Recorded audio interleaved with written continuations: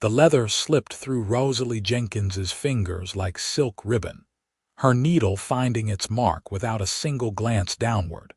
And the complete darkness of the workshop after sunset had never once made her miss a stitch in all her 22 years.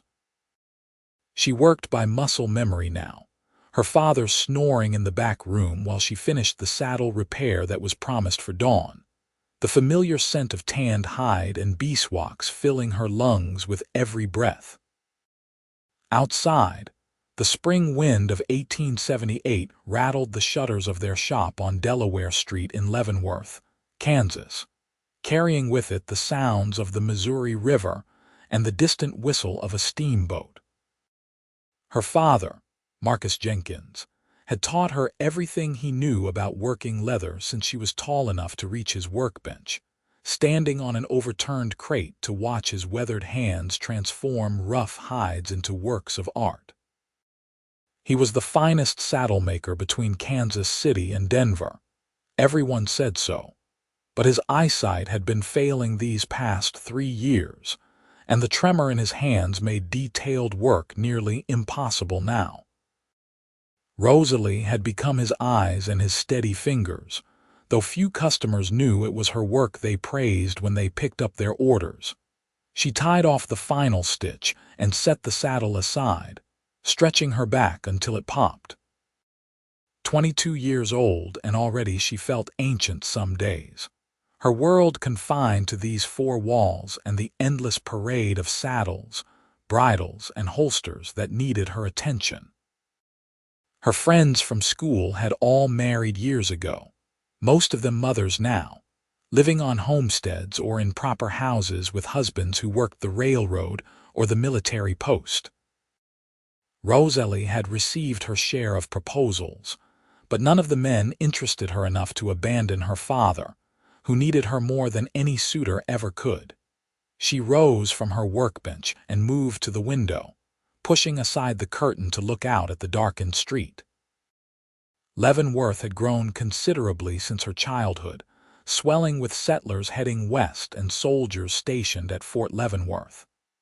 The town bustled with opportunity, everyone rushing toward their futures while Rosalie remained stationary, stitching other people's dreams into leather.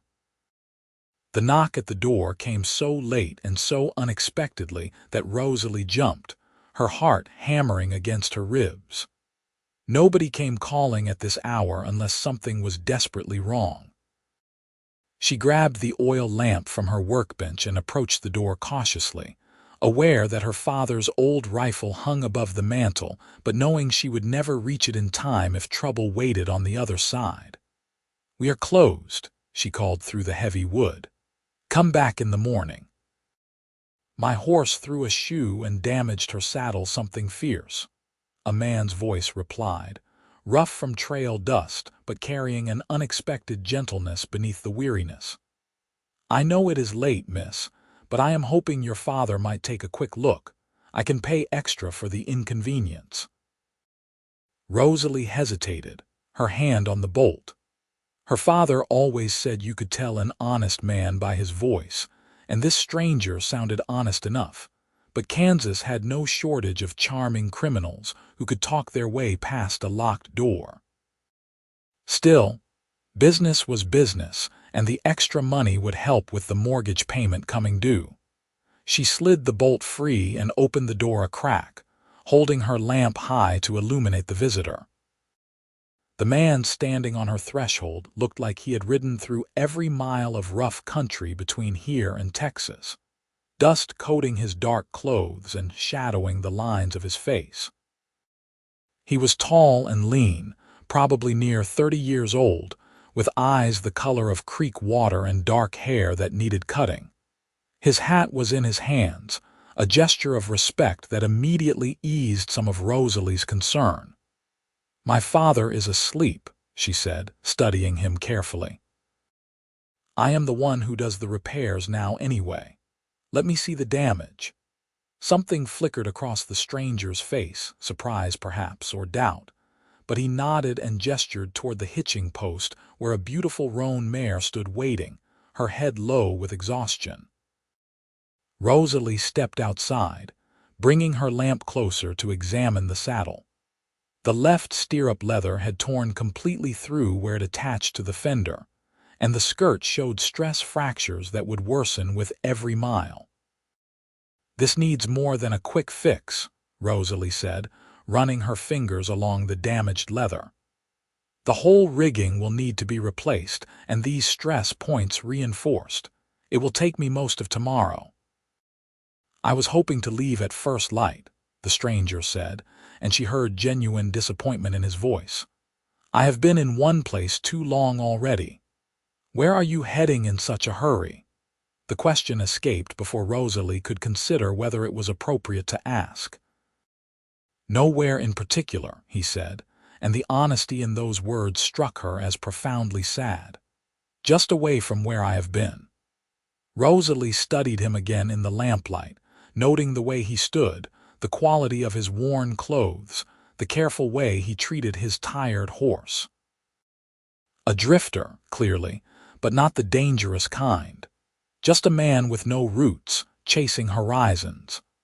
"I can have it ready by noon if you are willing to pay premium rates," she heard herself say, though she had already committed every hour of tomorrow to existing orders. "But you will need to stable your horse at Finnegan's down the street and find yourself a room for the night." The stranger's face transformed with his smile, exhaustion lifting just enough to reveal the handsome man beneath the trail dust. "I am much obliged, miss. Truly." "My name is Owen Zimmerman." "Rosalie Jenkins," she replied automatically, then wondered why she had given him her first name instead of the more proper Miss Jenkins. "Bring the saddle inside and I will get started first thing in the morning." Owen unfastened the cinch with practiced efficiency and hefted the saddle from the mare's back, following Rosalie into the workshop. She cleared a space on her main workbench, and he set it down carefully, his eyes roaming around the shop with obvious appreciation. "Your father taught you well," he said, examining a finished bridle hanging on the wall. "This is exceptional work." "I taught myself most of it," Rosalie replied, then immediately regretted the prideful words. "I mean, my father gave me the foundation, but I developed my own techniques." "Nothing wrong with taking pride in your skill," Owen said. "A person should own their accomplishments." They stood in awkward silence for a moment, Rosalie acutely aware that she was alone in her workshop with a strange man in the middle of the night, her father snoring obliviously in the back room. Proper women did not entertain male visitors unchaperoned, especially not at this hour, but Rosalie had stopped thinking of herself as a proper woman years ago. "The Imperial Hotel has clean rooms," she said, breaking the silence. 2 blocks west on Cherokee Street. "Tell them Miss Jenkins sent you and they will give you a fair rate." Owen settled his hat back on his head and nodded. "I will be back at noon then. And Miss Jenkins, I truly appreciate your help. Not everyone would open their door to a stranger this late." After he left, leading his mare toward the stables, Rosalie locked the door and leaned against it, her heart still beating faster than normal. She told herself it was simply the surprise of the late knock, nothing to do with the stranger's kind eyes or the melancholy in his voice when he spoke of having nowhere in particular to go. She had learned long ago not to romanticize drifters and cowboys who passed through Leavenworth on their way to somewhere else. They were all just passing through, every single one of them, and a woman foolish enough to lose her heart to a man like that would end up alone. She returned to her workbench and examined Owen Zimmerman's saddle more carefully in the better light. It was quality work, probably made in Texas based on the tooling style, but it had seen hard years of use. She traced her fingers over a worn spot on the seat where countless hours of riding had compressed the leather, and found herself wondering about the man who had spent so much time in this saddle, riding toward nowhere in particular. Sleep came late that night, and when it finally arrived, Rosalie dreamed of endless prairies and horizons that stretched beyond seeing. She woke before dawn as always, splashing cold water on her face from the basin and dressing quickly in her work clothes, a simple brown skirt and cream-colored blouse that had seen better days. Her father was already awake, sitting at the small table in their living quarters behind the shop, working his way through a bowl of porridge. "I heard voices last night," he said, his cloudy eyes finding her general direction. "We have a late customer." "A drifter with a damaged saddle," Rosalie explained, ladling herself some porridge from the pot on the stove. "I promised it by noon, so I will need to put aside the other work for a few hours." Her father grunted acknowledgement, trusting her judgment as he always did.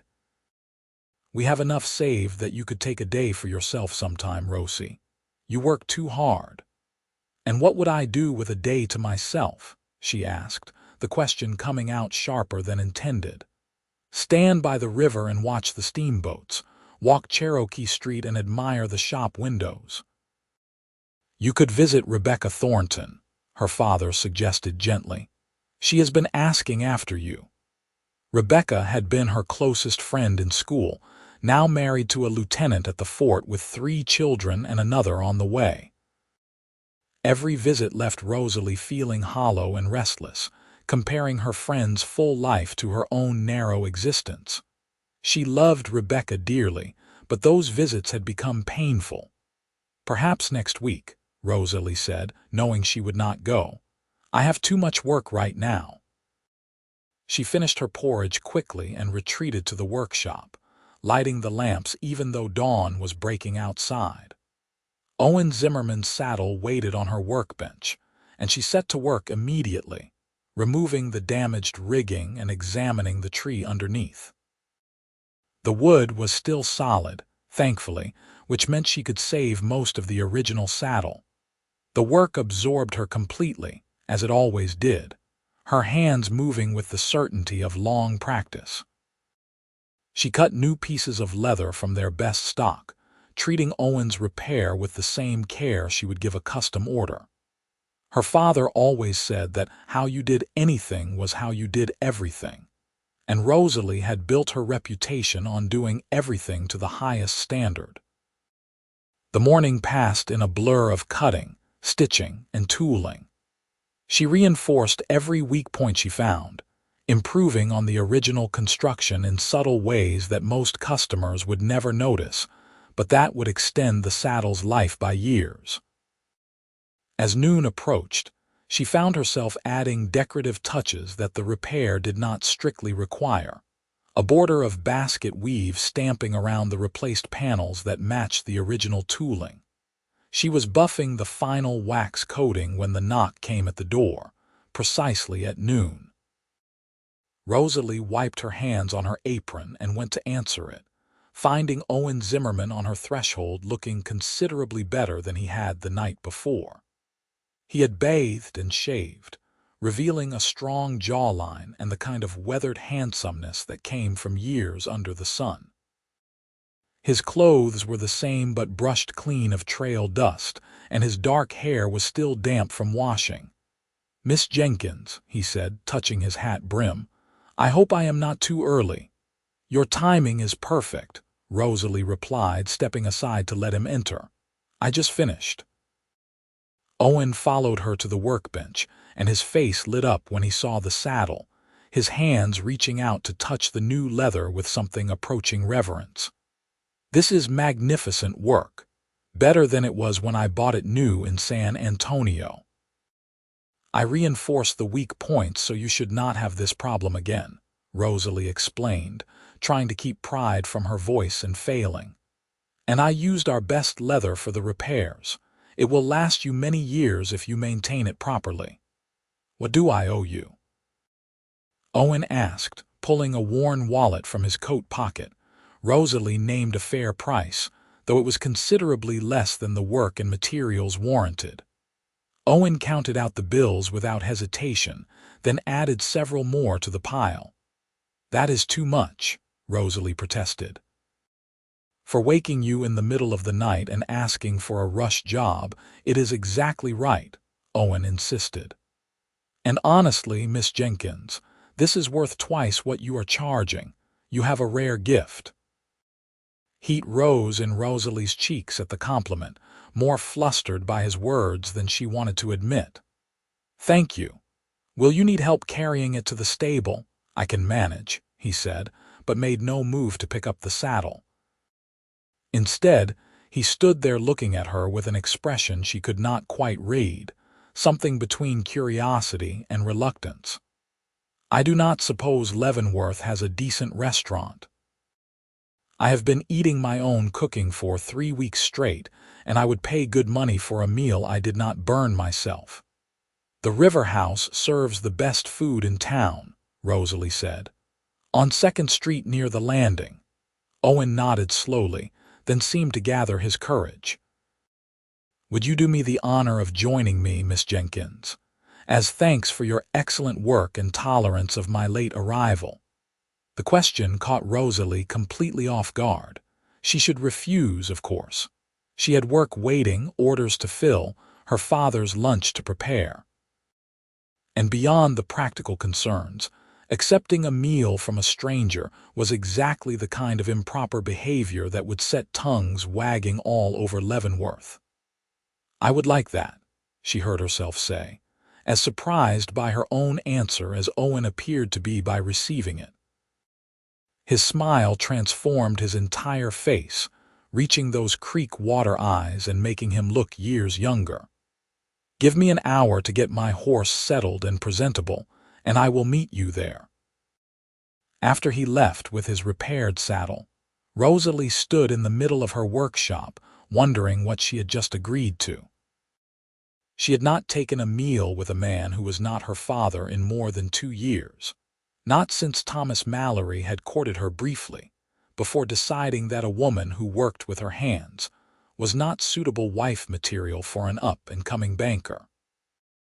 She removed her leather apron and hurried to the back room where her father was replacing some rivets on a bridle, one of the few tasks his failing eyes could still manage. I am going to take lunch at the River House, she announced, trying to sound casual. Her father's hand stilled on his work. Are you now? And would this have anything to do with our late-night customer? He offered to buy me a meal as thanks for the rush work, Rosalie said, defensive. It would have been rude to refuse. I did not say you should refuse, her father replied, his tone maddeningly neutral. I am simply noting that you have not taken a meal out in months, and suddenly a handsome drifter appears and you are running off to the River House. He is not handsome, Rosalie lied, unconvincingly. And I am not running anywhere. It is just a meal, nothing more. Her father chuckled softly. Of course it is, daughter. Enjoy your lunch. Rosalie changed into her better dress, a dark green cotton that brought out the amber flecks in her brown eyes, and pinned her auburn hair up properly instead of the messy knot she usually wore while working. She studied herself in the small mirror above her washstand, seeing a woman whose hands were calloused from labor and whose face had forgotten how to look hopeful. When had she become so serious, so resigned to this narrow life? The River House was crowded with the noon rush when Rosalie arrived, riverboat workers and soldiers from the fort filling most of the tables. She spotted Owen immediately, sitting by a window overlooking the Missouri, and he rose when he saw her, pulling out her chair with the easy manners of a man raised properly despite his current drifting lifestyle. You look lovely, Miss Jenkins, he said as she sat down, and the compliment sounded genuine rather than practiced. Thank you, Mr. Zimmerman, and please call me Rosalie. Miss Jenkins makes me sound like a school teacher. Only if you call me Owen, he replied. Mr. Zimmerman is my father, and that is not a comparison I welcome. Something dark crossed his face when he mentioned his father, gone so quickly that Rosalie might have imagined it. The waiter appeared before she could comment, and they ordered the day's special, beef stew with fresh bread. "So what brings you to Leavenworth?" Rosalie asked once they were alone again. "Besides a broken saddle." "Honestly, I did not plan to stop here at all," Owen admitted. "I was heading north toward Nebraska, but my mare needed rest and the saddle gave out at an opportune moment. Sometimes I think the universe makes our decisions for us." "And what is in Nebraska?" "Nothing in particular, just another place to see, another horizon to chase." Rosalie frowned at that. "How long have you been drifting?" "3 years now," Owen said, staring out the window at the river. "Ever since I left my father's ranch in Texas. He had plans for my life that did not match my own, so I rode away one morning and just kept riding." "That seems lonely," Rosalie said softly. Owen's eyes met hers, and she saw recognition there, as if he heard something in her words beyond simple observation. "It is. But so is staying in a place where you do not belong, living a life that fits you like an ill-made saddle. At least when you are moving, you can pretend you are heading toward something better." Their food arrived, providing a welcome interruption because Rosalie had no idea how to respond to that kind of raw honesty. They ate in comfortable silence for a few minutes, the stew rich and warming. "What about you?" Owen asked eventually. "Have you always worked in your father's shop?" "Since I was old enough to hold a needle," Rosalie confirmed. "I never wanted to do anything else when I was younger. I loved the smell of the leather, the way something useful and beautiful could emerge from my hands. My father used to say I was born to be a saddlemaker." "Used to." Owen caught the past tense. Rosalie set down her spoon, surprised by her own desire to be equally honest with this stranger who would be gone tomorrow. "Now, I wonder sometimes if I was born to do more than inherit my father's shop and his mortgage and his failing eyesight. If maybe there is something beyond these four walls and this town. What stops you from finding out? My father needs me. And women do not just ride off into the sunset like men do. We have responsibilities, expectations." "Those are excuses, not reasons," Owen said gently. "I am not criticizing, Rosalie. Lord knows I understand better than most how easy it is to let fear disguise itself as duty. But I learned something in 3 years of drifting. The things we think bind us in place are usually chains we have forged ourselves." "That is easy for you to say," Rosalie replied, more sharply than intended. "You are a man. You can go wherever you want, do whatever you please, and nobody questions it. I am a woman whose reputation would be destroyed if I even suggested wanting that kind of freedom." "You are right," Owen acknowledged immediately. "I apologize. I have no business lecturing you about freedom when I have never faced the limitations you deal with every day." His quick apology took the wind from her sails, and Rosalie found herself smiling despite her annoyance. "I am sorry, too. I should not have snapped at you. You were just being honest." "Dangerous thing, honesty," Owen said, returning her smile. "People who practice it rarely have many friends." "Is that why you drift alone?" "Part of it. The other part is that I have not found a reason worth staying put for yet. Every town looks the same after a while, every job just another way to earn enough money to move on to the next place." "That sounds exhausting." "It is," Owen admitted. "But I keep thinking that somewhere out there is a place where I will arrive and just know that I am supposed to be there. That I am home." They talked through the rest of the meal, conversation flowing easily between them in a way Rosalie had never experienced with anyone else. Owen told her about his travels, painting pictures of places she had only read about in newspapers, the vast plains of Wyoming, the rough mining camps of Colorado, the cattle drives through Indian Territory. Rosalie shared stories of Leavenworth, the characters who came through her father's shop, the quiet satisfaction of perfecting a difficult technique. When the waiter brought their check, Rosalie was shocked to realize they had been talking for nearly 2 hours. The lunch crowd had thinned, and afternoon shadows stretched across the river outside. "I should get back to the shop," she said reluctantly. "I have orders waiting." Owen paid the bill and walked her back through the streets of Leavenworth, shortening his long stride to match her pace. When they reached the shop, he stopped outside the door, turning to face her with that same reluctant expression she had seen earlier. "Thank you for joining me, Rosalie. This was the best afternoon I have had in longer than I can remember." "I enjoyed it too," she said, and meant it more than any words she had spoken in years. "I should probably move on tomorrow," Owen said, though he sounded like he was trying to convince himself more than inform her. "I have already stayed in one place longer than usual." Rosalie's heart sank with disappointment she had no right to feel. She had known from the start that he was just passing through, and nothing about one pleasant lunch changed that fundamental fact. "Of course," she said, keeping her voice steady. "I hope your travels take you somewhere wonderful." "Rosalie," Owen began, then stopped, seeming to struggle with words. "Would it be terribly forward of me to ask if I could see you again before I leave? Maybe dinner tomorrow evening." The rational part of Rosalie's mind screamed warnings. This was exactly how women got their hearts broken, spending time with charming drifters who would disappear and never look back. But the part of her that had come alive during their lunch, the part that had been dormant for years, wanted desperately to say yes. "I would like that," she said, ignoring rationality entirely. Owen's face brightened like sunrise.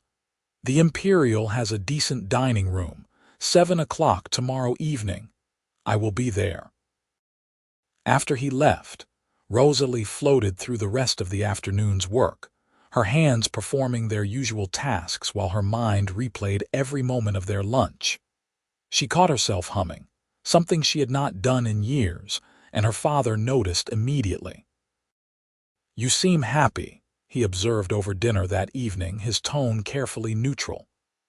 "I had a nice lunch," Rosalie replied, trying to sound casual. "Must have been very nice given how you have been smiling all afternoon. When do you see him again?" "Tomorrow evening." "And it is not what you are thinking, father. He is leaving town the day after, heading north. It is just a meal between friendly people." "Of course it is," her father said in the same tone he had used that morning. "Just be careful, Rosie." Men who cannot stay in one place usually have good reasons for their restlessness, and those reasons do not often include making commitments to women they meet along the way. "I know that," Rosalie said, defensive again.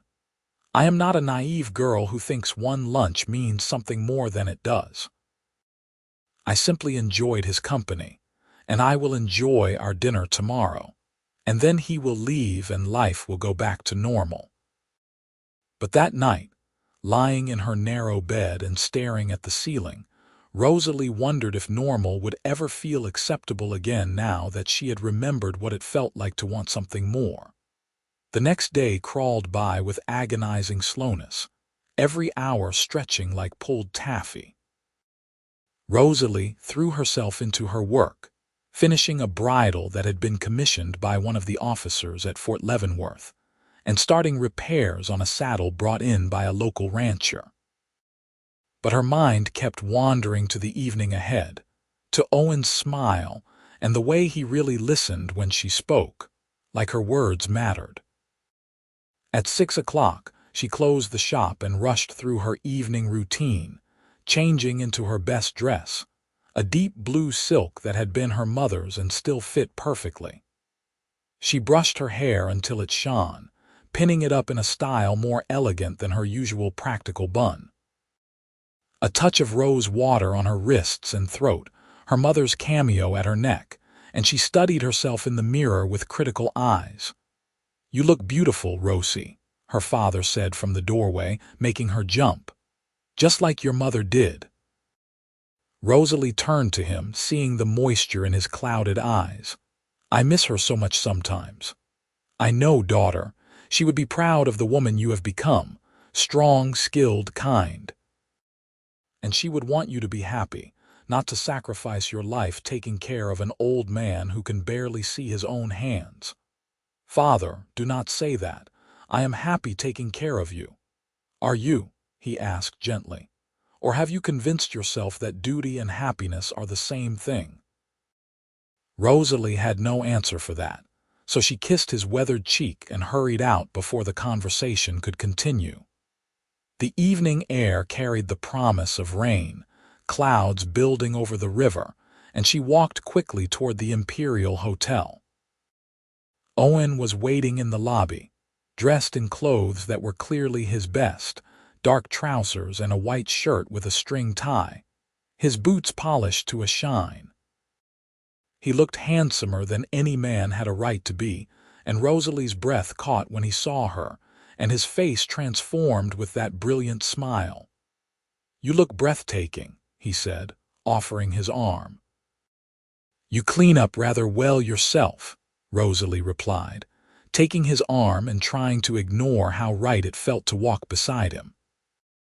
The Imperial's dining room was far fancier than the River House, with white tablecloths and real crystal glasses, candlelight flickering across the faces of well-dressed diners. Owen had requested a quiet table by the window, overlooking Cherokee Street below, and he held Rosalie's chair with the same careful manners he had shown at lunch. They ordered wine and roasted chicken, and fell immediately into the easy conversation that had characterized their first meal together. Owen asked about her mother, and Rosalie found herself sharing memories she rarely spoke aloud, her mother's gentle nature and her death from influenza when Rosalie was 15. "That is when you took over the shop work," Owen guessed. "Someone had to. My father was lost without her, could barely function for months, and his eyes were already starting to fail. I stepped in because there was nobody else, and somewhere along the way, temporary became permanent." "You resent it?" Rosalie considered the question honestly. "Sometimes. Not the work itself, which I genuinely love, but the feeling of being trapped, of watching my life narrow to these four walls while everyone else moves on. My friends are all married with families, living their lives. I am still in the same place I was at 15, doing the same work, seeing the same faces." "You could leave," Owen said quietly. "Find someone to care for your father, sell the shop, start over somewhere new." "And do what? Women have limited options, Owen." "I could be a teacher, or a seamstress, or a servant. The only real choice is marriage, and I have no interest in tying myself to a man just to escape one prison for another." "That is a rather dim view of marriage." "Is it? How many happy marriages do you see?" "Most women I know traded their dreams for security, their independence for a ring and a promise. They love their children, I am sure, but I see the resignation in their eyes when they talk about their lives."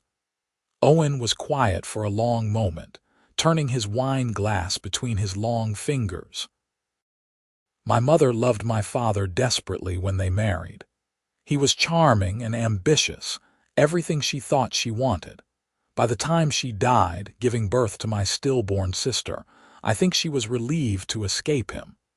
The pain in his voice made Rosalie reach across the table to touch his hand. "I am so sorry. He was not cruel exactly, just cold and controlling. Everything had to be done his way, according to his plan. My older brother fit that plan perfectly, but I never did. The day I left, he told me I was weak and foolish, that I would come crawling back within a year. Clearly you proved him wrong." "Did I, though?" Owen asked, meeting her eyes. "I ran away from a place I hated, but I have not found anywhere worth running toward. I am 30 years old, Rosalie, with nothing to show for my life but a horse and a saddle and enough money to keep drifting. Maybe my father was right. Maybe I am just weak and foolish." "You are not weak," Rosalie said firmly. You had the courage to leave a life that was suffocating you. That takes strength, not weakness. The courage to leave, but not the courage to build something new, Owen countered.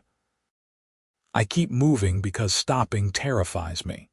What if I choose wrong again? What if I commit to a place or a person and discover it is just another version of my father's ranch, another cage disguised as a home? Their food arrived, interrupting the heavy conversation, and they ate in thoughtful silence for a while.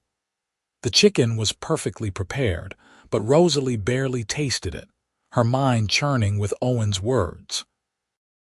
They were more alike than she had realized, both trapped in different ways, both afraid of making choices that might prove wrong. What if we are asking the wrong questions? Rosalie said eventually.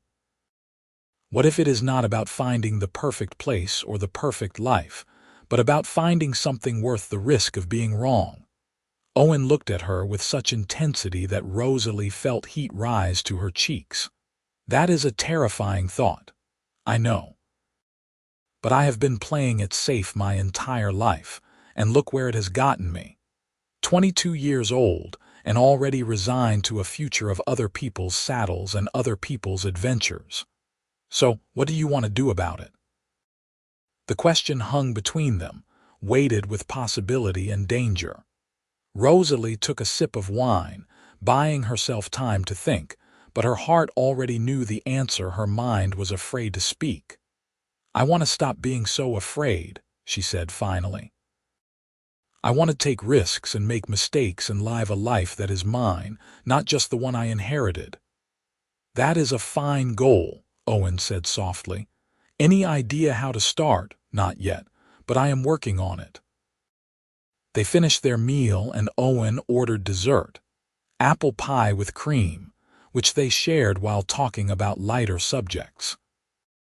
He made her laugh with stories of mishaps on the trail, like the time he accidentally used salt instead of sugar in his coffee, and spent 2 days convinced he was dying.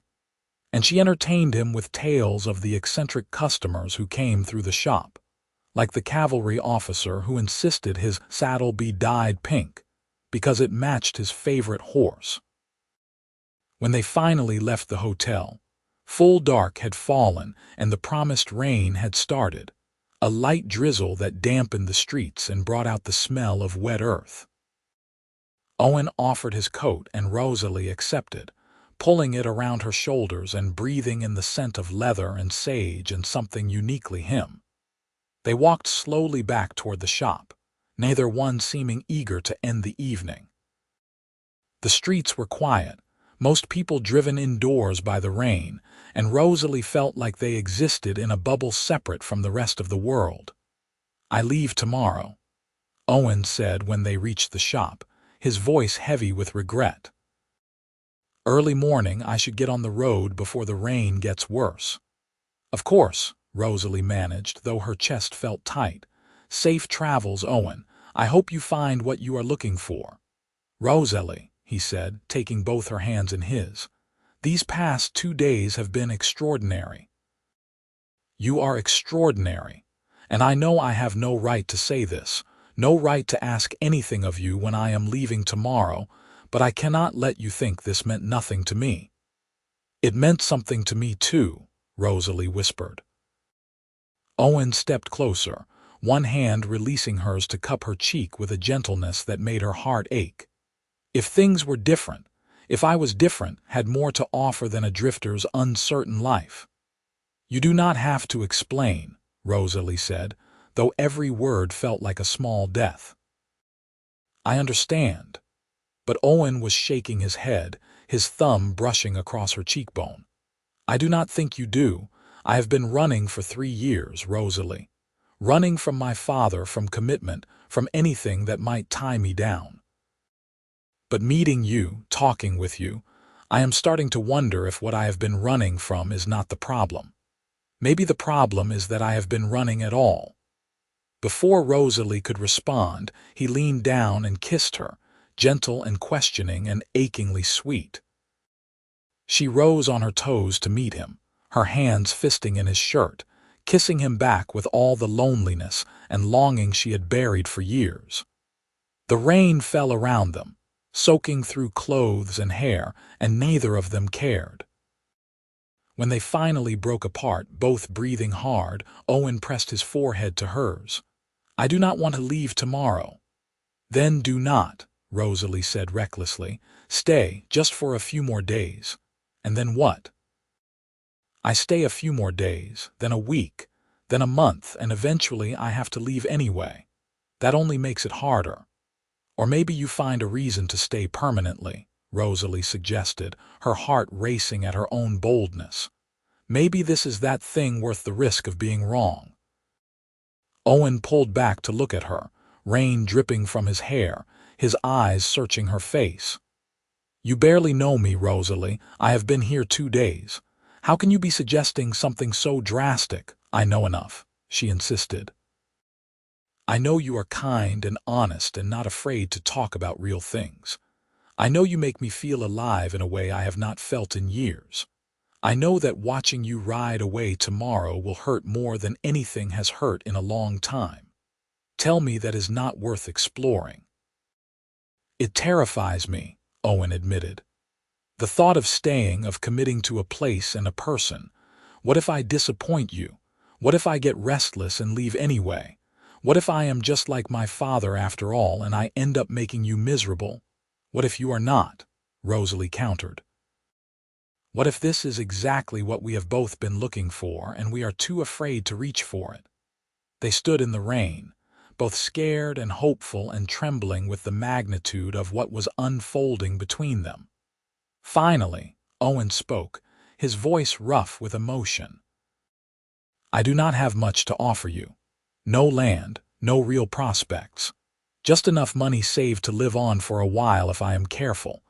But if you are truly willing to take this risk, to give me a chance to prove I can be more than a drifter, then I will stay.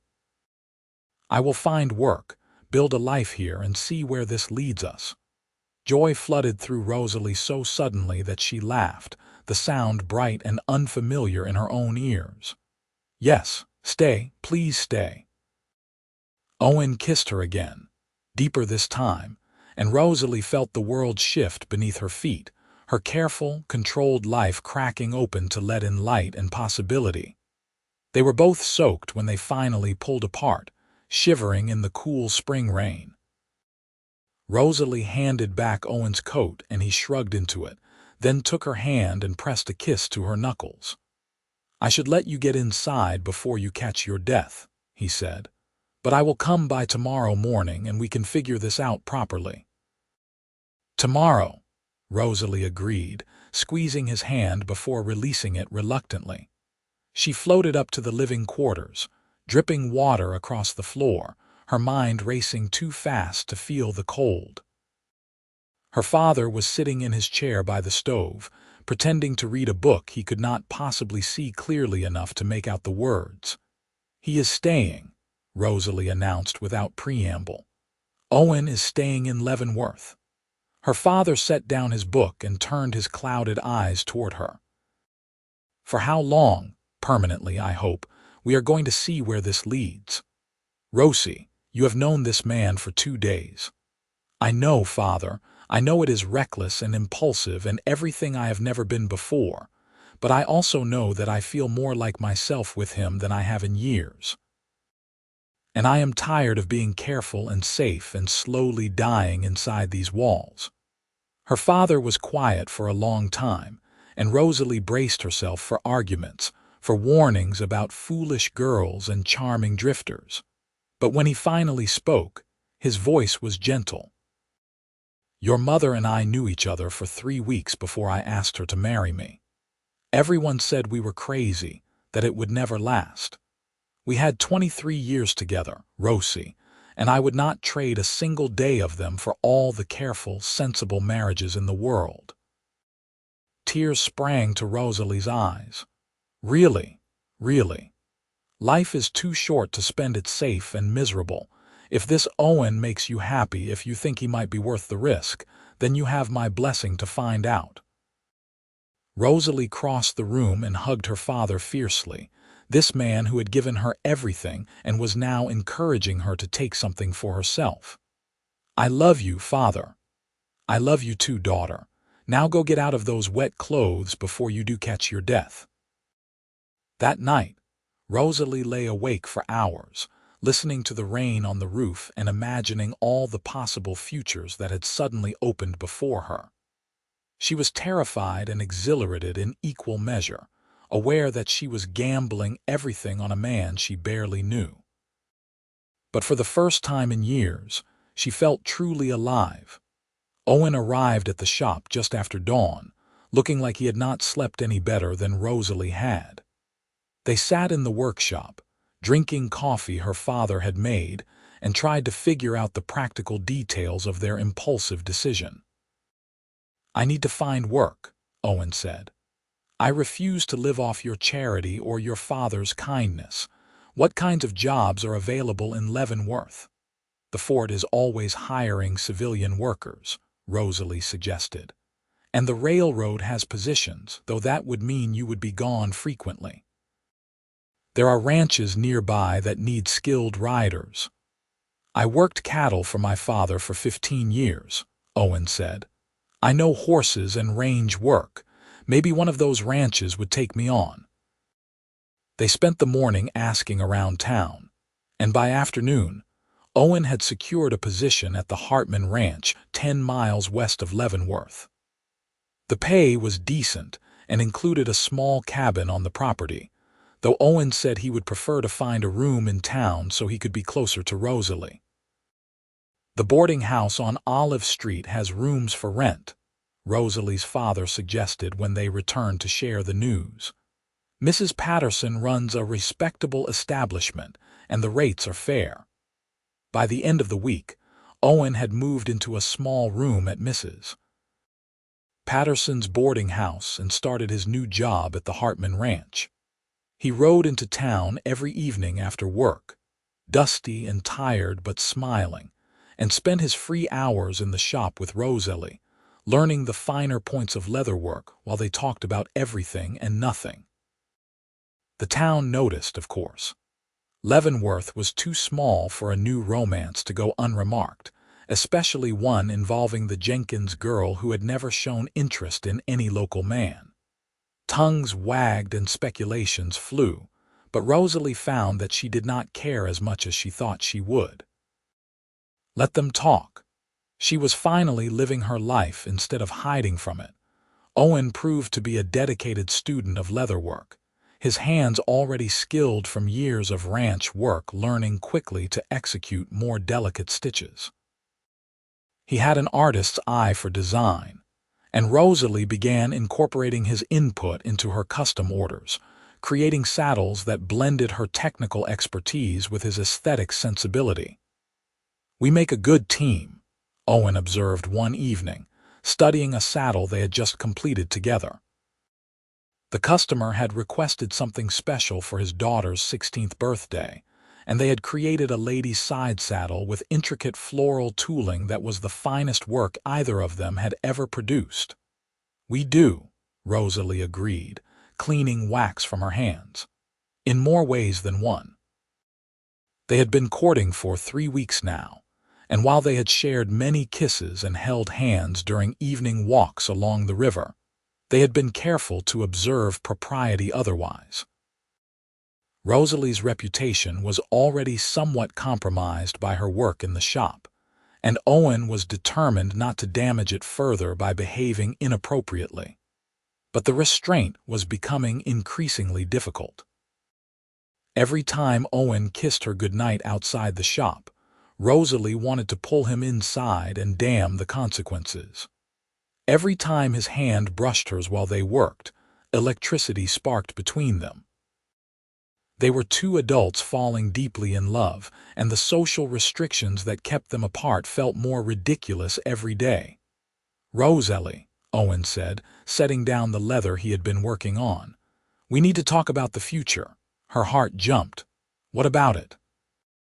"I have been in Leavenworth for almost a month now. I have a job, a place to live, and I am falling more in love with you every day. but I am still technically just courting you with no clear sense of where we are heading." "Where do you want us to be heading?" Rosalie asked carefully. Owen crossed the workshop to take her hands in his. "I want to marry you, Rosalie. I want to build a life together, combine our skills, and create something lasting. But I need to know if that is what you want too, or if you need more time." "I want to marry you," Rosalie said without hesitation. "I have wanted it since that night in the rain when you decided to stay. But Owen, we need to talk about some practical matters first." "Your father," Owen guessed, partially. "He is getting worse, Owen. His eyes are failing faster now, and sometimes his hands shake so badly he cannot work at all. I cannot abandon him, not even for you." "I would never ask you to," Owen said firmly. "We will take care of him together. There is room in the cabin at the ranch for all of us, or we could find a larger place in town, whatever works best. And the shop. I know you have your job at the ranch, but this shop is my father's legacy. I cannot just let it die." Owen smiled. "I have been thinking about that. What if we combined our efforts?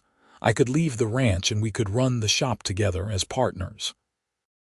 Your skill with the detailed work, my eye for design, we could build something really special. Your father could retire properly, knowing his legacy is in good hands. You would give up ranch work for leather work. I would give up anything to be with you, Rosalie. Besides, I've come to love working with leather. It is satisfying in a way cattle ranching never was. Creating something useful and beautiful with my own hands, that means something." Rosalie threw her arms around his neck, laughing and crying at the same time. "Yes, yes to all of it. Yes, I will marry you." Owen spun her around, both of them laughing now, years of loneliness and restlessness falling away. When he set her down, he kissed her thoroughly, and Rosalie kissed him back with all the love and hope and joy flooding through her. They told her father that evening, and he cried openly, saying it was the happiest news he had received since Rosalie's mother had agreed to marry him. They set the wedding date for early summer, giving them time to prepare properly and for Owen to give notice at the ranch. The next few weeks passed in a blur of activity. Rosalie sewed her wedding dress, a simple but elegant creation in cream-colored silk, while Owen worked with the local carpenter to build additional workbenches for the shop. They decided to stay in the rooms above the shop after the wedding, at least temporarily, so her father could remain in familiar surroundings as his health declined. The whole town turned out for their wedding on a perfect June morning in 1878, the church on Shawnee Street packed with well-wishers. Rosalie walked down the aisle on her father's arm, her eyes locked on Owen waiting at the altar in his best suit, looking nervous and happy and more handsome than should be legal. They spoke their vows in clear, steady voices, promising to love and honor each other through whatever life brought. When the minister pronounced them husband and wife, Owen kissed her with such tenderness that Rosalie heard several women in the congregation sigh. The reception was held at the River House, the same restaurant where they had shared their first meal, and went late into the evening. Rosalie danced with her new husband, with her father, with half the men in Leavenworth it seemed. But she only had eyes for Owen, who kept finding ways to steal her away for quick kisses in shadowed corners. Finally, as midnight approached, they made their escape, walking hand in hand back to the shop through streets silvered by moonlight. Her father had tactfully decided to spend the night with old friends, giving them privacy for their wedding night. Owen carried Rosalie over the threshold, making her laugh at the traditional gesture, then set her down gently in their bedroom. The confident, easy man she had come to know seemed suddenly nervous, his hands shaking slightly as he reached for her. "I have never," he began, then stopped, embarrassment coloring his cheeks. "That is to say, I am not experienced in these matters. Rosalie felt a rush of tenderness for this strong, capable man who had just admitted vulnerability. "Neither am I," she confessed. "We will figure it out together." And they did, slowly and sweetly, discovering each other with gentle hands and whispered words. It was awkward and beautiful and perfect in its imperfection. Two people joining their lives in the most intimate way possible. Afterward, they lay tangled together, Rosalie's head on Owen's chest, listening to his heartbeat slow. "I love you, Mrs. Zimmerman," Owen murmured into her hair. "I love you too, Mr. Zimmerman," Rosalie replied, and fell asleep feeling safer and happier than she had ever felt in her life. The first year of their marriage brought adjustments and challenges, but also deep contentment. Owen proved to be a natural businessman, handling the customer interactions and financial aspects that Rosalie had always found tedious. Together, they expanded the shop's offerings, creating custom pieces that became sought after throughout eastern Kansas. Owen's artistic designs combined with Rosalie's flawless execution resulted in saddles, bridles, and gun holsters that were both beautiful and supremely functional. Word spread, and soon they had customers coming from as far as Topeka and Kansas City to commission work from Zimmerman Leather Goods, the new name they had given the shop. Rosalie's father declined gradually over that first year, but seemed content, spending his days sitting in the sun outside the shop, talking to passers-by and occasionally offering advice on particularly challenging projects. He died peacefully in his sleep just before their first anniversary, and Rosalie mourned him deeply while also feeling grateful that he had lived to see her happy and settled. They buried him next to Rosalie's mother in the Leavenworth cemetery, and Rosalie stood by his grave with Owen's arm around her, remembering her father's words about life being too short to spend it safe and miserable. He had given her permission to take a risk on love, and that risk had given her everything. In the fall of 1879, Rosalie discovered she was pregnant. The news thrilled and terrified her in equal measure. She had seen enough of her friends struggle with childbirth to know its dangers, but Owen's joy was infectious, and she found herself sharing his excitement. Their son was born in the spring of 1880, a healthy boy with his father's dark hair and his mother's amber-flecked eyes. They named him Marcus, after Rosalie's father, and Owen proved to be a devoted father, walking the floor with the baby at night so Rosalie could sleep, changing nappies without complaint, and singing lullabies in a surprisingly good voice. The baby changed their work routine, but they adapted, taking turns watching Marcus while the other worked. Rosalie often brought him to the shop, setting up a cradle near her workbench where she could keep an eye on him while her hands performed their skilled dance with needle and leather. One afternoon, when Marcus was about 6 months old, a familiar-looking man walked into the shop, dressed in expensive clothes that marked him as wealthy. He was older than Owen, but shared enough of his features that Rosalie knew immediately who he must be. "Can I help you?" she asked coolly, stepping protectively toward the cradle where Marcus slept. "I am looking for Owen Zimmerman," the man said. "I was told I might find him here. That depends on who is asking. Thomas Zimmerman. I am his brother." Rosalie studied him, seeing the differences as well as the similarities. Thomas held himself with a rigid authority Owen had never possessed, and his eyes were cold where Owen's were warm. "Owen is at the tannery picking up a leather order," Rosalie said. "He should be back within the hour. You are welcome to wait, or come back later." Thomas glanced around the shop, his gaze lingering on the examples of their work hanging on the walls, then settling on Rosalie with assessment that made her uncomfortable. "So you are the woman who convinced my brother to abandon his family responsibilities and play at being a tradesman." "I am the woman who married your brother," Rosalie corrected sharply, and he chose this life himself. I had nothing to do with him leaving Texas, did he not? That is not what I heard, but regardless, I am here to bring him home. Our father died 3 months ago, and Owen needs to return to take up his share of the ranch. The news stunned Rosalie. Owen had barely spoken of his father since their marriage, and she knew the relationship had been deeply troubled. "Your father is dead, heart failure," Thomas said curtly.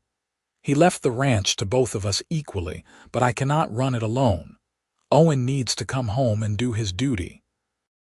"This is his home now," Rosalie said firmly. "We have a life here, a business, a son. He is not abandoning that to return to a place he hated." "That is not your decision to make," Thomas replied. "I will speak to my brother myself." He left without another word, and Rosalie spent the next anxious hour wondering how to tell Owen that his father had died and his brother wanted him back in Texas. When Owen finally returned, arms full of leather, she blurted out the news immediately. The color drained from Owen's face. "My father is dead, 3 months ago, according to your brother. Owen, I am so sorry." Owen set down the leather carefully, his hands trembling. "I should feel something, I think, grief or relief or anything, but I just feel numb."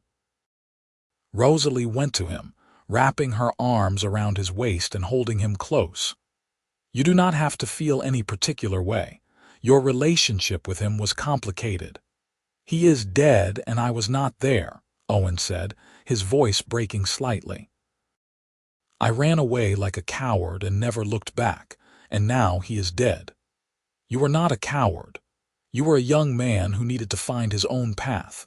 Your father would never have let you do that if you had stayed." They talked long into the night, Owen sharing memories of his father that Rosalie had never heard before, the rare moments of kindness mixed with the overwhelming control and criticism. He cried eventually, mourning not what was but what might have been, the relationship they never had and now never could. Thomas returned the next morning, and Owen met him in the shop while Rosalie stayed upstairs with Marcus, giving the brothers privacy but listening carefully in case she was needed. "I am sorry about father," Owen said, his voice formal. "I know you two were close." "He asked for you at the end," Thomas said, and Rosalie heard the accusation in his tone. "Kept saying your name, wondering why you had not come home." "Thomas, I cannot come back to Texas. My life is here now. I have a wife, a son, a business that is thriving. I built something here, something that is mine." "Half the ranch is yours," Thomas countered. "Father left it to both of us. You cannot just abandon your inheritance." "I do not want it. Sign it over to you, sell it, do whatever you want with my half. I am not coming back." "You are being selfish, Owen. That ranch has been in our family for 3 generations. Father built it from nothing, and you are just going to throw that away." "He built it from nothing," Owen agreed. "And he tried to build me into something I could never be. I am not you, Thomas. I never wanted what you wanted, and I am finally happy. Please do not ask me to give that up." The argument continued for another hour, Thomas alternating between guilt, anger, and attempted bribery. But Owen stood firm, and eventually his brother left, bitter and disappointed, carrying Owen's legal renunciation of his inheritance. After Thomas left, Owen came upstairs and held Rosalie and Marcus close, breathing deep like he was anchoring himself to this life he had chosen. "Are you sure?" Rosalie asked softly. "That ranch must be worth a considerable amount of money. You are giving up a fortune." "I am not giving up anything that matters," Owen replied. "Money and land mean nothing if you are miserable. I learned that lesson the hard way, and I am not forgetting it now." Over the next few years, their business grew steadily, and they expanded into the storefront next door, creating separate areas for sales, custom work, and repairs. They hired 2 apprentices, young men from town who showed promise with leatherwork, and taught them the skills Marcus and Rosalie had perfected. Their family grew as well. A daughter, Lillian, arrived in 1882, with auburn hair like her mother and a stubborn streak a mile wide. Another son, James, came in 1884, quieter than his siblings but with clever hands that could fix anything. Rosalie still did the most intricate work herself, her reputation for being able to stitch leather blindfolded becoming almost legendary. People came from all over Kansas just to watch her work, amazed by the speed and precision with which her needle flew through even the toughest hide. But her favorite times were the evenings when the shop was closed and the children were in bed, when she and Owen would sit together in the workshop, working on experimental designs or simply talking about their day. They had built something remarkable together, a life that neither of them could have created alone. One evening in the spring of 1887, nearly 9 years after that rainy night when Owen had decided to stay, they sat together watching the sunset over the Missouri River from the shop's front steps. Marcus was playing with his younger siblings in the yard, their laughter carrying on the warm breeze. "You ever regret it?" Rosalie asked, leaning against Owen's shoulder. "Giving up the ranch, staying in one place, tying yourself down?" Owen wrapped his arm around her and pressed a kiss to her temple. "Not once. Not for a single second. I spent 3 years drifting, Rosalie, searching for something I could not name. And then I found you, and I realized what I had been looking for all along was not a place but a person. A reason to stay. I was so scared that night," Rosalie confessed. "When I asked you to stay, I was terrified you would say no, or that you would say yes and then leave anyway when things got hard."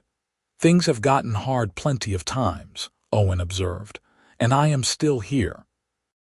Still exactly where I want to be. With a demanding wife and 3 loud children and a shop that requires constant attention. With the love of my life and a family I adore and work that fulfills me," Owen corrected. "You gave me everything, Rosalie. A home, a purpose, a reason to stop running. I should be thanking you every day for taking a chance on a drifting cowboy with nothing to offer but a broken saddle and a handful of dreams." "You had more to offer than that," Rosalie said. "You had honesty and kindness and the courage to be vulnerable. And you saw me, really saw me, when everyone else in this town just saw the Saddlemaker's daughter." They sat in comfortable silence, watching their children play and the sun paint the sky in shades of gold and pink. Rosalie thought about the woman she had been 9 years ago, so resigned to her narrow life, unable to imagine anything beyond the walls of her father's shop. That woman seemed like a stranger now. "I have been thinking," Owen said eventually. "Marcus is getting old enough to start learning the trade seriously, if he is interested. And we could probably afford to hire another full-time worker, take some of the pressure off ourselves. Why do I sense there is more to this thought than simple business expansion?" Rosalie asked, knowing her husband well enough to hear the undercurrent in his voice. "I want to take you traveling," Owen said. "Just for a few weeks, nothing too ambitious, but I want to show you some of the places I saw during my drifting years. The mountains in Colorado, the plains of Wyoming. I want you to see the world beyond Leavenworth." The idea thrilled and frightened Rosalie in equal measure. She had never been more than 20 miles from Leavenworth in her entire life. "What about the children?" "My apprentice Robert is responsible enough to run the shop for a few weeks with Marcus's help. And Rebecca Thornton has already offered a dozen times to watch the children if we ever need her. We could do it this fall, after the busy season." "You have been planning this," Rosalie accused, but she was smiling. "I have been thinking about it for a while," Owen admitted. "You helped me stop running and build a life worth living. I want to give you the gift of seeing the world, of having adventures beyond these walls." not to escape our life, but to appreciate it even more when we return." "Yes," Rosalie said, the word coming easily. "Let us do it. Let us have an adventure."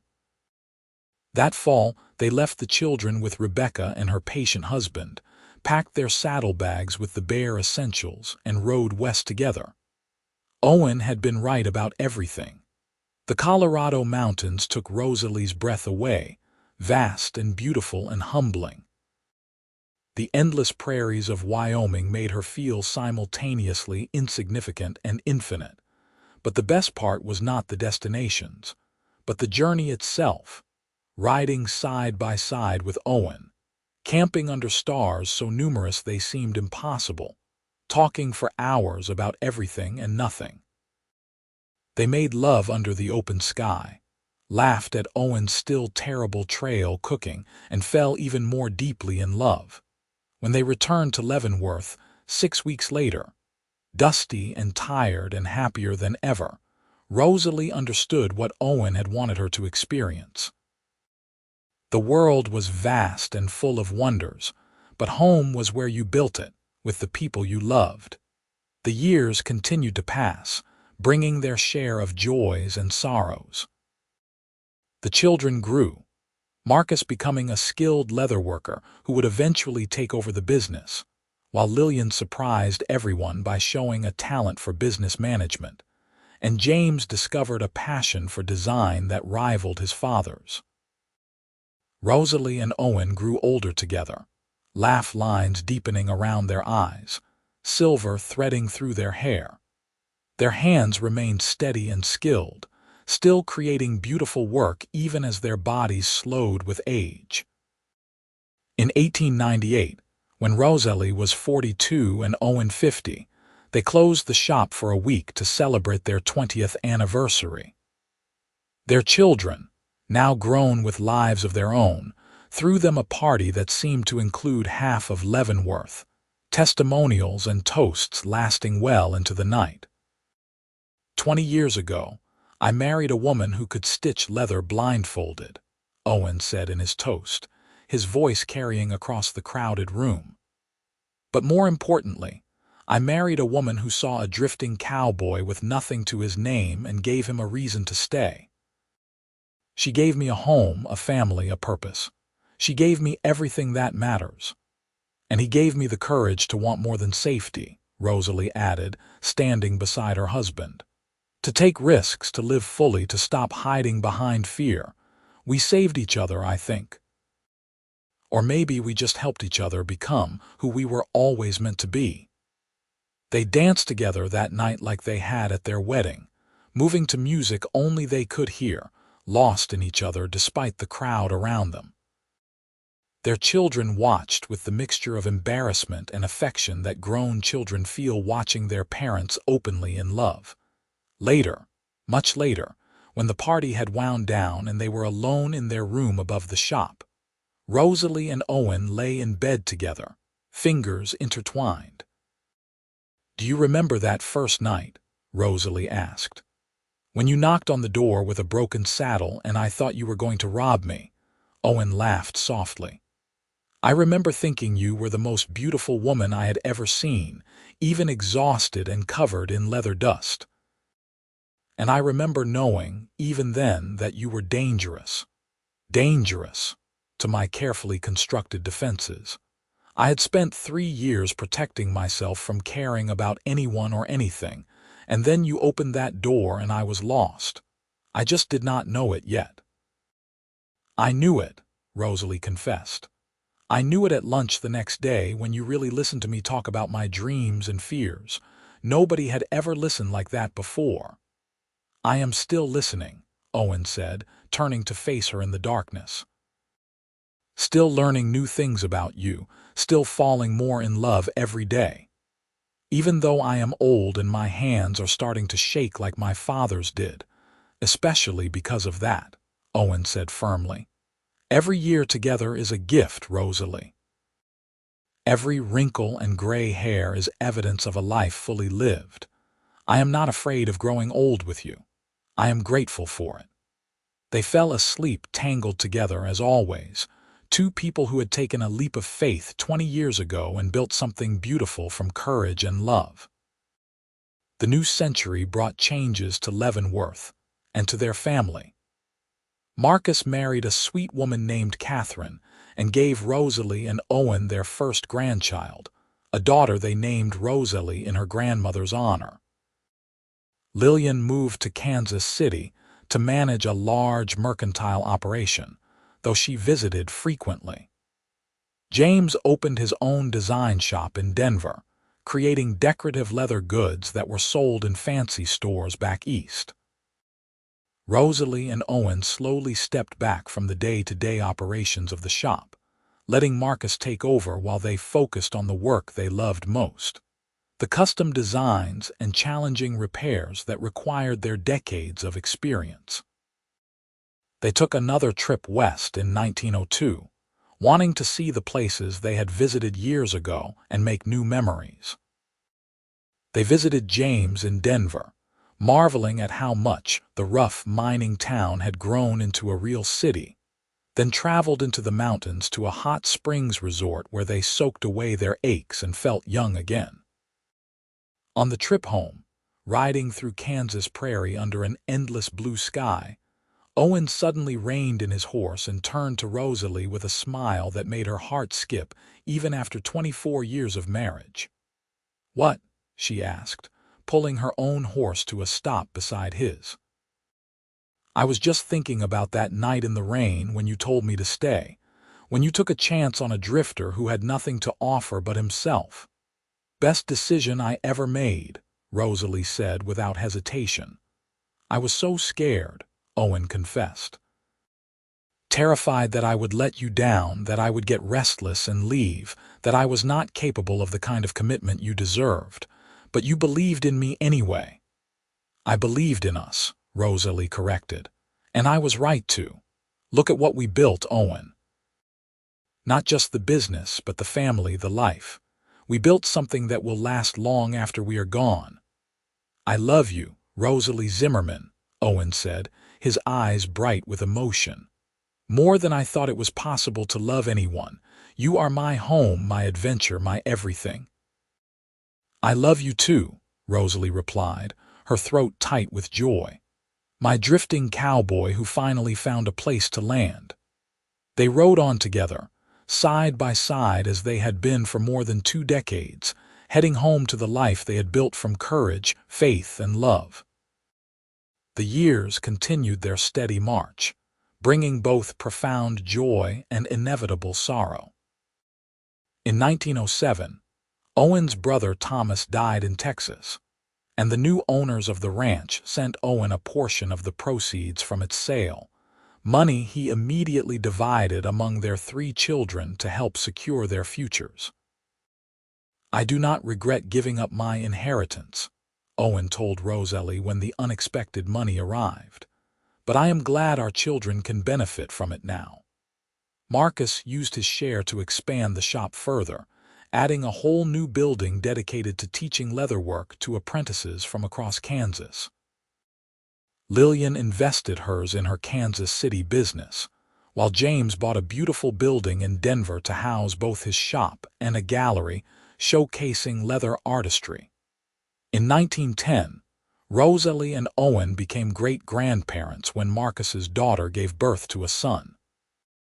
Holding the tiny baby, Rosalie was struck by the reality of the legacy they had created, not just the business but this growing family tree that would extend far into the future.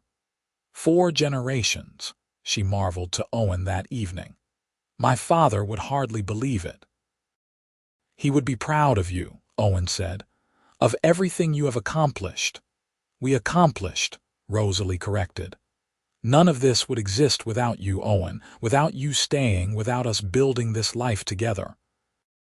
As they entered their 60s, both Rosalie and Owen's hands finally began to fail them in the way her father's had.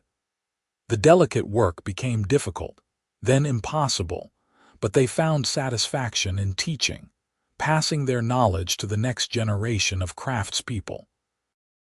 Young people came from all over the country to study at Zimmerman Leather Works, Drawn by the reputation of the blind stitching technique Rosalie had perfected, and the artistic designs Owen had pioneered.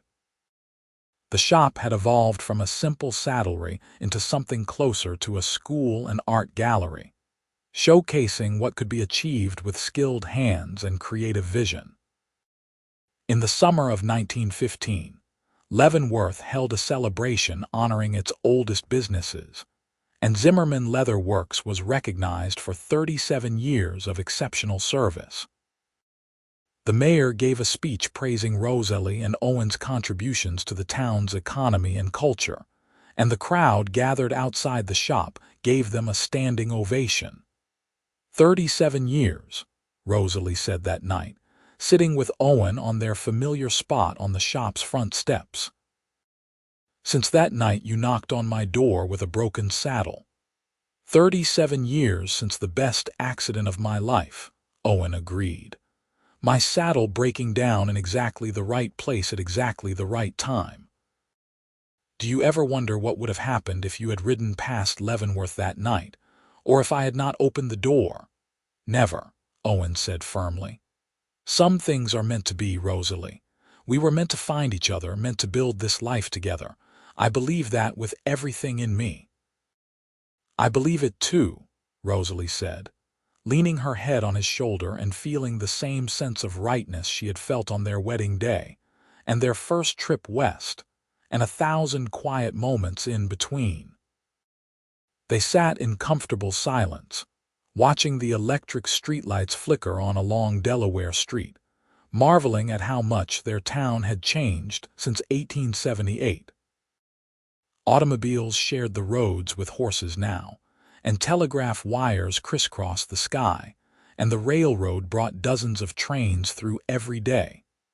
The world was transforming at a dizzying pace, but their love remained constant. The Great War in Europe brought changes to America, and even quiet Leavenworth felt its effects. Young men enlisted, including their grandson Marcus Jr., and Rosalie spent anxious months praying for his safe return. When he came home in 1918, whole but changed by what he had seen, Rosalie wept with relief. In 1920, Rosalie turned 64 and Owen 72, and they decided to fully retire, turning complete control of the business over to Marcus and his capable management. They moved into a smaller house on Spruce Street, just a few blocks from the shop, where they could watch the sunset over the Missouri River every evening. Retirement suited them both. They spent their days reading, gardening, taking long walks, and spoiling their ever-growing collection of grandchildren and great-grandchildren. But their favorite times were still the evenings, sitting together on their porch swing and talking about everything and nothing. I have been thinking about writing down our story, Rosalie said one warm June evening in 1923. For the grandchildren, so they know how it all began.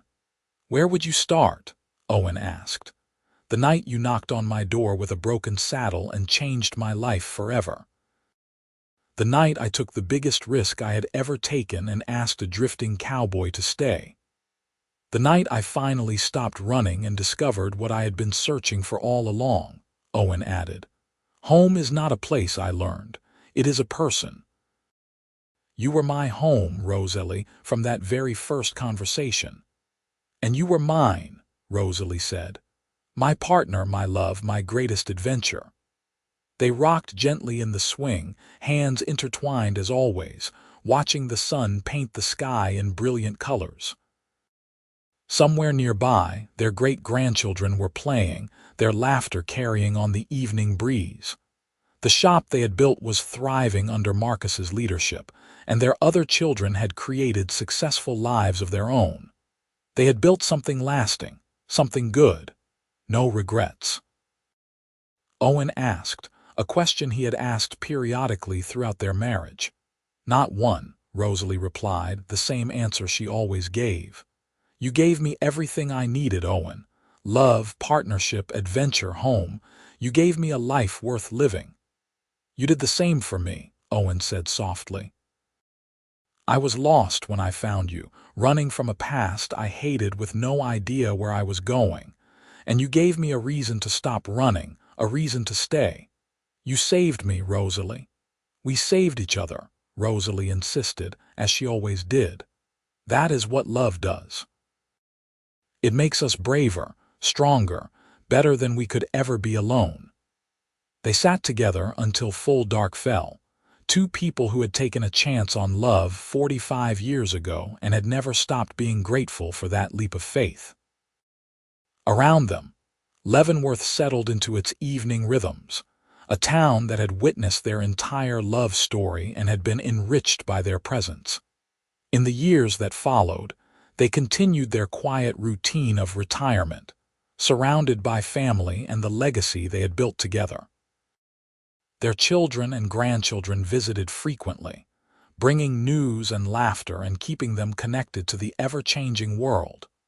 Rosalie did write down their story, filling page after page with memories of that first meeting, their courtship, the building of their business and family. She wrote about taking risks and finding courage, about two lonely people who had found each other and created something beautiful from faith and love. On their 50th wedding anniversary in 1928, their family threw them a massive celebration in the same church where they had been married. Rosalie was 72 now, Owen 80, both of them moving slower but still sharp-minded and deeply in love. 50 years with the same woman, Marcus joked in his toast. That takes either tremendous love or tremendous stubbornness. Both, Owen replied, laughing. Definitely both. Your mother gave me a reason to stay all those years ago, Owen continued, his voice carrying across the gathered crowd of children, grandchildren, and great-grandchildren. And she has continued giving me reasons to stay every single day since. She is my partner, my best friend, my heart. Everything good in my life flows from her. And he taught me to take risks, Rosalie added, standing beside her husband as always. To want more than safety, to reach for joy instead of settling for contentment. We built this life together, brick by brick, day by day, and I am so grateful for every moment. They danced together that night, moving slowly to music played by their grandson who had learned violin, surrounded by the family they had created and the love that had sustained them through 5 decades. As the celebration wound down and they prepared to go home to their little house on Spruce Street, their great-granddaughter, the one named for Rosalie, approached them shyly. Great-grandma, great-grandpa, I have been reading your story, she said. The one you wrote down. And I was wondering, how did you know? How did you know he was the right person to take a risk on? Rosalie and Owen exchanged a look, communicating in that wordless way that long-married couples develop. Then Rosalie answered, I did not know, sweetheart, not with certainty. Taking a risk means accepting that you might be wrong, that things might not work out the way you hope. But I knew that I would regret it forever if I let him ride away without trying.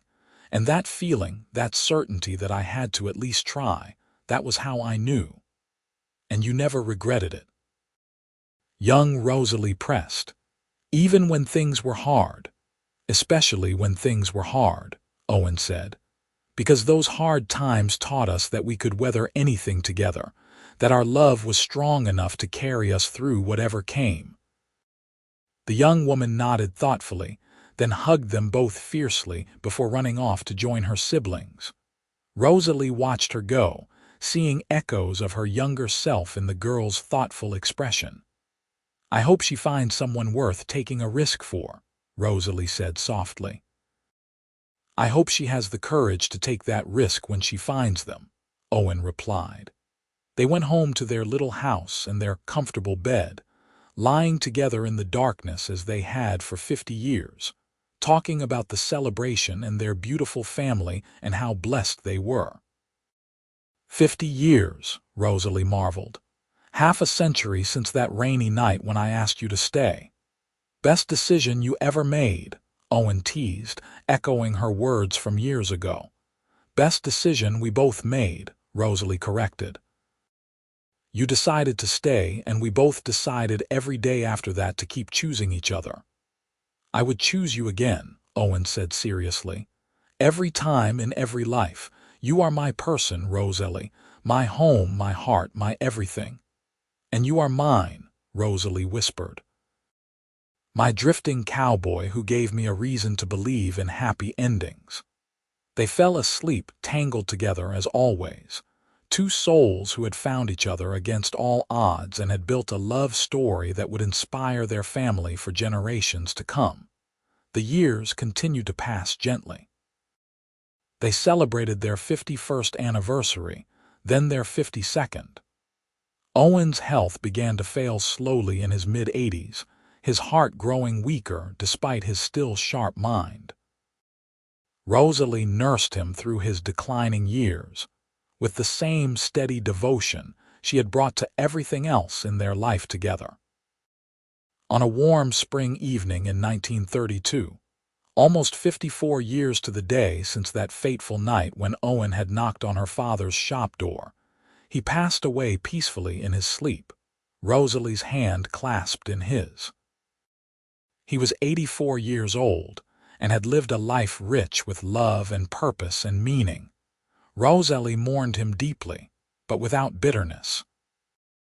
They had been given 54 years together, longer than many couples dreamed of, and they had filled every one of those years with love and partnership and joy.